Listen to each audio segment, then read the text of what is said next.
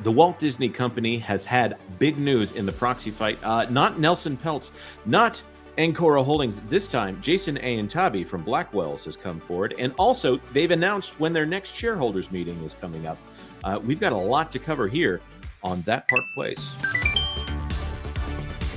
Hello, everyone. I am Jonas J. Campbell. I am an investigative reporter for That Park Place. And with me today is one of my absolute favorite YouTubers, one of the most YouTubiest YouTubers to ever live. And that would be Mr. Culture Casino. Culture, so good to have you here. Well, thanks for having me. I was almost certain you were talking about Mexican Iron Man, but oh no, Mexican Iron Man, definitely. He's not a YouTuber. In Oh. fact, one day we're going to have to get him on a video, but today is not that day. It's not that But so glad to have you here, Mike. You doing well today? Yes, sir. Happy to be here and ready to learn about today's news. You're learning about the news, but I'm hoping for your expert reaction. Let's start with the latest and least offensive. The Walt Disney Company did announce that they are doing their Q1 financial results webcast on February the 7th. There will be a stream time, I'm sure, announced over on the Valiant Renegade channel. I plan to be there. I'm hopeful for these gentlemen being there as well, even though I don't hold that invite list. It's going to be a barn burner, and I think it's going to be, for reasons we're about to talk about, it's going to be a big deal. So as far as today goes, the Walt Disney Company this morning announced that they are going into a strategic arrangement with ValueAct. This is not Jason. I'm getting my billionaires and billionaire hedge fund managers mixed up here. This is Mason Morfitt, who runs ValueAct Capital, is entering into a strategic partnership with the Walt Disney Company. He is the kind of activist investor that you call when you've already got an activist investor breathing down your neck and you want to say, you know what, we play well with our investors. Then someone like Mason Morfitt in with his billions of dollars and says, you know what? We are here and we think everything is running really well, and we're going to be very activist and say you're doing a great job over here. Does that strike anyone as unusual or not in keeping with the facts? No, I think that's very consistent. In fact, there's a history there of not only him, but also some PR firms that are involved in this that have a history of being able to do just that. That's why they exist. Yes, and I think I know which one you're talking about. By the way, we're going to be live streaming on Thursday at noon, and anything we're not able to cover today, we're probably going to be opening that up for discussion tomorrow. I'm not telling you don't talk about it now, but there is so much to get into here that we want to keep this video under 1 hour. So some small things that I'll point out here. ValueAct invests in a lot of companies. They only have an $11 billion in assets under them at the moment, but they're spread out across Spotify, New York Times, 21st Century Fox, Nintendo, Microsoft, heavy emphasis on Microsoft there, Adobe, and Salesforce, which owns Slack, if I'm not mistaken. So these are all companies that are well established and tend to play well with the current regimes that are out there. New York Times, Adobe, Salesforce. I don't know about Adobe, but Salesforce. These are generally companies that are invited to the White House on a regular basis. If I'm stating that vague and subtle point clearly enough.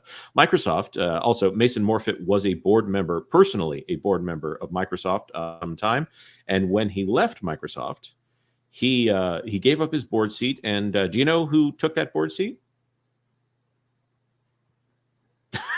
You're all shaking your heads. You've heard me go through this bit before. It's the current CFO of the Walt Disney Company, Hugh Johnston. Hugh. Yes, Hugh. And I hope you're doing well, Hugh.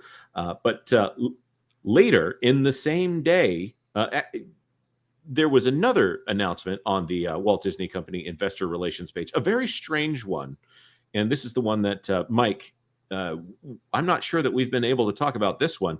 The Walt Disney Company said that they confirmed that Blackwells Capital LLC, together with its affiliates, have provided notice of its intent to nominate 3 individuals for election to the company's board of directors for the 2024 annual meeting of shareholders. And in the same way that they always respond, Disney has an experienced, diverse, and highly qualified board. Any take on that there, Mike? I'm still upset from the last notice that I got. The one before this, that they entered into a strategic relationship to share information with ValueAct. Boy, the board fight is on. That's clear to Yes. me. The fight is on in full throttle, and I just I'm sitting here scratching my head because it's at this line here. The governance nominating committee, which evaluates director, will review the proposed Blackwells nominees and provide a recommendation. That means the board is going to endorse this slate that it came up with. It's not going to endorse Nelson Peltz, and it's basically laying it out that it's up to the shareholder vote, of which Disney arguably controls 40 to 60% of all the shareholder votes, and they'll make sure that all of those votes actually do vote, which means Nelson Peltz is in an uphill battle to get what he wants. So are you then saying that you think that this is something that Disney is approving? So they've already obviously have this strategic partnership with ValueAct, which we haven't even gotten into the data sharing aspects of that. When you have somebody who works with Microsoft and Adobe and Salesforce, if they're sharing data back and forth, that is a massive amount of information that those companies have their hands in. And if you think the end user license agreements say that that can't happen, well, then you need to go read all of those end user license agreements and 40 years later get back to me on why I was correct. Wow. This is Disney through its press announcements declaring war right back against Nelson Peltz, because as we recall, the one time that Nelson Peltz's name came up out of Bob Iger's in an interview, he was asked point blank, and he says, well, I don't know what Nelson wants. Well, that obviously is a lie, because for the board for Disney to have the board do all of this means that he's basically making sure that everybody that's on the Nelson Peltz side is completely defeated and crushed before the shareholder meeting even happens. Yeah, and I'll just throw in here as well, this statement from Blackwells is again amazing. This one from January 2nd of 2024. Yeah, that's this year. And going to Jolene Negre, Associate General Counsel and Secretary, I'm assuming of the Walt Disney Company here. This is from Jason Antabi, who is in charge of Blackwells. He says, I am the founder and chief investment officer of Blackwells Capital, LLC. Several Blackwells portfolios are stockholders of the Walt Disney Company. I would say it's probably not that much money when it comes down to it, but whatever. Peltz, I'm sure, has more shares by a long shot. As you are aware, going back to Ian Taby's words here, Nelson Peltz, through its captive Trian Fund Management, again, emphasis on captive. It's not that it's his money. It's not that he's partners with whoever's running it. It's captive. Has announced that he will again this year subject the company to the expense and distraction of a proxy contest focused on electing 2 nominees to the company's board of directors. Blackwells has publicly opposed the effort. By the way, Ian Tabi has also come against Wendy's, saying that he's going to issue a proxy fight at Wendy's. So this is not exactly because he has the interests of the company at heart. He's a very aggressive fella, as we'll see from more of this letter here. In connection with publicly concerning the Blackwells position, public statements by another entity identifying itself as a company stockholder, specifically Ancora Holdings Group, strongly suggest an affiliation or alliance with Trian. Neither the fact of such affiliation or alliance nor any details in its term has been disclosed by either Trian or Ancora. However, if Trian is in fact working in concert with Ancora, or for that matter, any other person or entity to advance the Trian proxy contest, not to mention soliciting proxies, it is material information that the company stockholders need to cast informed votes at the company's 2024 annual meeting. He goes into wow. Sorry. No, go ahead, Mike. Wow. Holy crap. I went ahead and read keep reading. Read the next part of the letter, because go ahead. I just read ahead. Go ahead. Oh God. Yep. This is a contemplation of the board bylaws here, but let's get down to brass tacks. Do you want the next paragraph or this one right here? That one. That's what I'm talking about. Go. Blackwells hereby requests that the board exercise its authority to determine the facts concerning any grouping, joint solicitation, or other agreement, arrangement, or understanding between Trian and other company stockholders, including, without limitation, Ancora, related to the conduct of the Trian proxy contest. Further, Blackwells requests that the board review whether Trian's nomination notice fully satisfied the requirements of the company's bylaws, or if the nomination notice should be invalidated because it is materially incomplete or misleading in a way that cuts across the face of the notice. Finally, Blackwells requests that the board take any necessary remedial actions following its determination, including, without limitation, declaring Trian's nomination notice invalid and or demanding necessary corrective disclosures and or retractions be made. Blackwell looks forward to the board's response to this request and stands ready to cooperate with the board's inquiry in any way that the board may find helpful. So they're saying, if I'm not understanding this correctly, they want all of Peltz's nominees stricken from the company ballot. Yes, this is no different. So what they're doing is they're essentially putting in a petition to the board to make sure that they're basically taking Nelson Peltz and anyone that he endorses for board off the slate completely. This is no different than a certain presidential candidate in a certain state or two whose name's trying to be removed from the ballot. So not only are they putting their own slate to further basically so Bob can get what he wants, they're making sure that even if Nelson is successful in getting the votes that he needs, that those votes will not count at all. Wow, I am pissed off as a shareholder right now. Now, they're basically telling me right now, here, when I read this is what it is. When Mike, as a Disney stockholder, if I want to join in with Peltz on this proxy fight, my votes for that slate won't count. Which I think is undemocratic and definitely an instance of an institutional. Well, he's not institutional. I'm livid. To say your votes don't count, which is a problem with a company like the Walt Disney Company when you have investors like Blackstone. Wait, no, it's not Blackstone. BlackRock. Too many Blackwells, Blackstones, and BlackRocks. I almost said something else there that would have sounded regrettable. BlackRock having control of people's investments as in retirement funds. So it's not representing the will of the retirement fund. I would suggest that the Disney company is well practiced at institutional abuse. I think you might be right, Culture. I mean, CD Creek and all. Yes. Yes. Oh, yes. That's exactly what we're talking about there.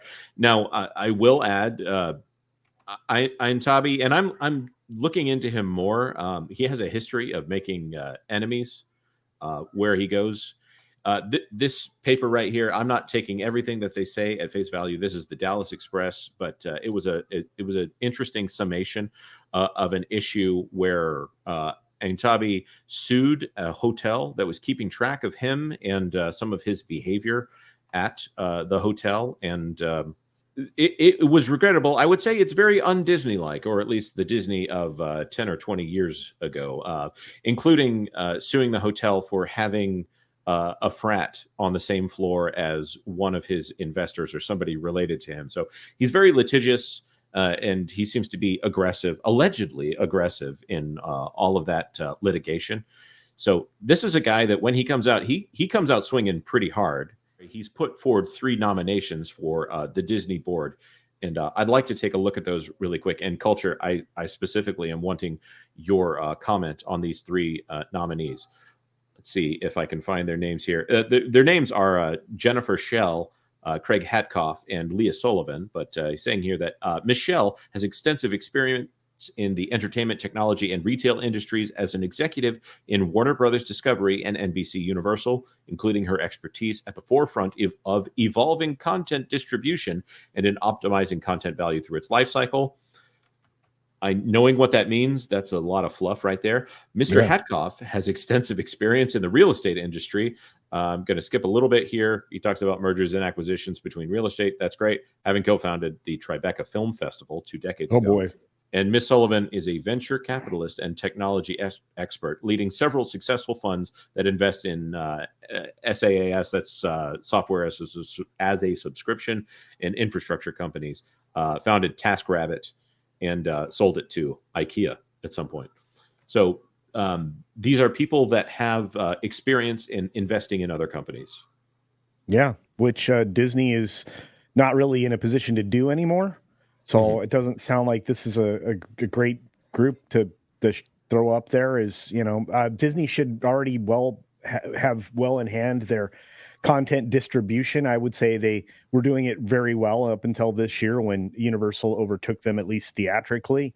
I would say that there are a lot of other areas that Disney seems to be a leader in, especially in the digital distribution, considering the BAM tech that they acquired and everything else. I'm not certain why you would bring in a real estate person, somebody that specializes in that. Disney's not necessarily going to invest in a whole lot of real estate anytime soon.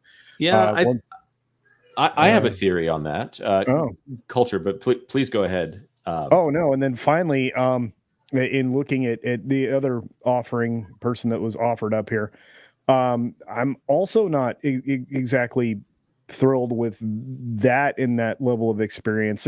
Everybody here's got an awful lot of fluff and not a whole lot of Disney related business experience, in my opinion. Yeah, I would agree with that.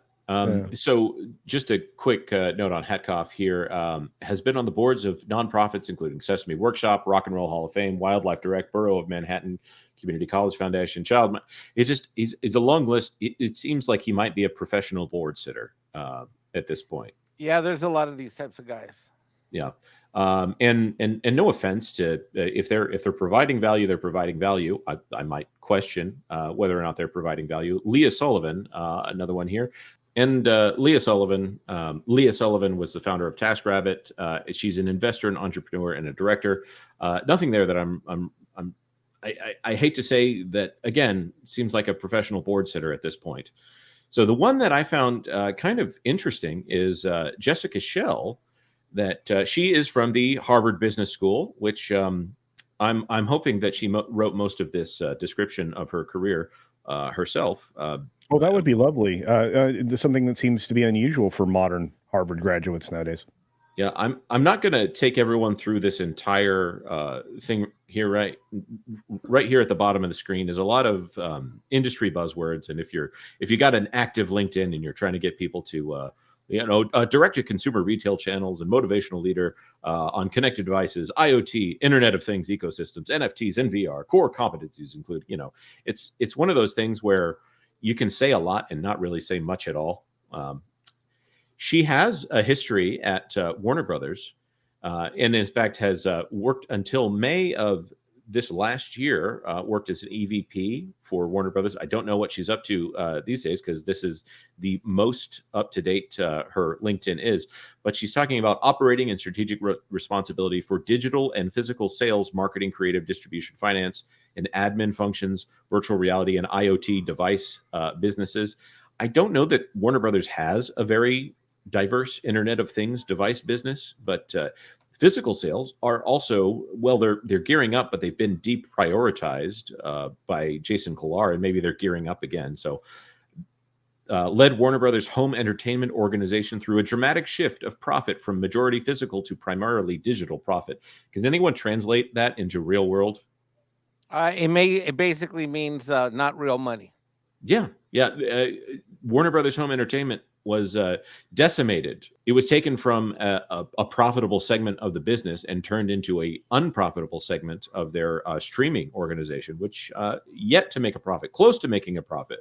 Warner Brothers streaming is right now, but not really making a profit. So she was hired to either kill physical media or she killed it herself. So I don't know that I would be bragging here. Championed and successfully led execution of Warner Brothers' first multi-territorial premium video on demand release, which was Scoob. Ooh, I do believe Scoob was a Project Popcorn release as well. Did it even make it out in the world? I mean, I don't. Oh, no, it's the second Scoob that didn't make it out into the world. Oh, well, I just know that she's partially responsible for the destruction of physical media. So, yeah. I mean, let me cheerlead that. Right. And of course, Disney currently owns an albatross of a streaming service. Universal Pictures worked on digital distribution. Okay. And then did something similar at NBC, but this is the one that was fascinating to me. Has a brief stint, about 3 years here, working for strategic planning for the Walt Disney Company. This would have been in the early part of Eisner's reign there at the Disney Company, and probably pre-Kevin Mayer. She did work on the Miramax channel, which I don't know that Wow. I would still keep that on my resume at this point. But I don't want to be too mean here as far as that goes. She probably had nothing to do with the actual content producers at Miramax. So would you say this is going to calm things down, or are these people, would you say these are good additions to the board if they make it on? I think these are yes people that will go along with whatever the program is that the power that Iger and his group of cronies want to be the future direction of this company. Mm-hmm. See, and I picture them more like the people that were getting free room and board in a trailer park cul-de-sac on some land that was owned by the Disney company. The residents of Reedy Creek, yeah, or that the citizens. Sorry, I don't want to say that there were no residents of Reedy Creek. The citizens of Bay Lake, and of course Lake Buena Vista. That's right. Yeah, no, that's kind of how I feel about these people. I think they're gonna do what they're told. I think Mike's right. Mm-hmm. Yeah, I would say that lines up with the idea of them being people who sit on boards. And I would say that these people, considering Ayn Tabi's actions and the way he reacts to people, I think he wants people that are, let's say, going to be complacent with whatever he wants. He does not seem like a guy who appreciates a nail sticking up. He wants it pounded down into where he feels it should be. So for all the things that we might say about Nelson Peltz and his habits or his leanings, I think these guys, this is another billionaire coming in trying to exert his will on the Disney company. In fact, I don't know that Iger actually likes this guy. I think this is maybe even introducing an element that might not be healthy for the Walt Disney Company, to put three people that are complacent with a volatile character on the board, whereas two people, one of them being Jay Rasulo, who obviously has a history with the Walt Disney Company, and Iger personally. I think that's a lot less dangerous, in my opinion. You guys have any thoughts on that? I do. I think this company is doomed. If the way I'm looking at this is, I think Nelson Peltz has zero chance of being successful, which would, I mean, I shouldn't say zero. I should say that he's got maybe a 10% at best chance of being successful based upon what I see. He's not used to that because he's been fairly successful with everything that he's tried to do at every place that he's had an investment stake. But this is Disney. This is a company that Walt Disney famously was against socialism and progressives and this and that, and that kind of stuff. And the company historically was never very political per se. It always rode both sides of the aisle. And the company has been taken over. And if these are the types of leaders that Bob wants to add to the board of the other lackluster leaders that they don't have, then this company is doomed. And I am very sad at today's video because I have lost a great amount of hope that I had for this proxy fight. So are you saying that the current board is a bunch of board sitters as well? Yeah, they're a bunch of lame people. And if you look at who they are, none of them are worthy stewards of this brand. Well, Mike, I'm going to solicit something quickly from you. Who were the last board sitters at the Walt Disney Company that were good stewards of it and its future? I actually think that even when Roy's granddaughter, wasn't it Roy's granddaughter was on the board for a while? I mean, at least the Eisner board had directors that came from, at least you had people that were legacy directors. I would say up until about 10, 12 years ago, before Bob got there and got his hands on and started changing things, at least the company historically had a group of people that acted as stewards of the company and who had reasonable tenures of 5 to 15 years of the company.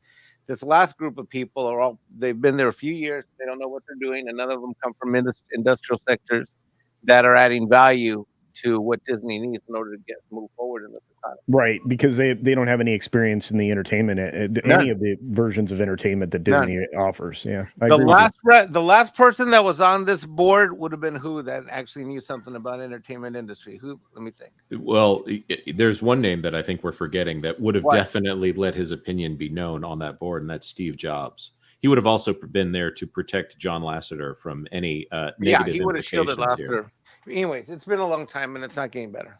Yeah. Culture, I want to give you any last word here before we wrap up. I think we're going to be talking about this for the next couple of weeks. I think this is just the beginning, folks. I hope you stick around, because when we get to that Park Place Live, this is going to be part of the conversation. I'm very disheartened because 3 things have happened. One is there's the strategic alignment with ValueAct that says that they're going to get confidential information. By the way, Nelson Peltz isn't getting the same treatment. Right. And because ValueAct's going to get to sit in on board meetings. Nelson hasn't been allowed to sit, even be a fly on the wall. Number 2, you've got this other investment firm announcing its candidate slate. And number 3, you have a legal action that's now being promoted by people favorable to Iger, that people like me, our votes won't count at the annual meeting. This is a trifecta attack. This is a major blow. And this is why I'm telling you that my hopes have gone from about 50 to 80% in this one video down to about between 0 and 10 as of this moment in time. Yikes. Mike, Well, I'm sorry that you feel that way. Thanks I for hope inviting me on. Awesome day. Awesome video. Thanks.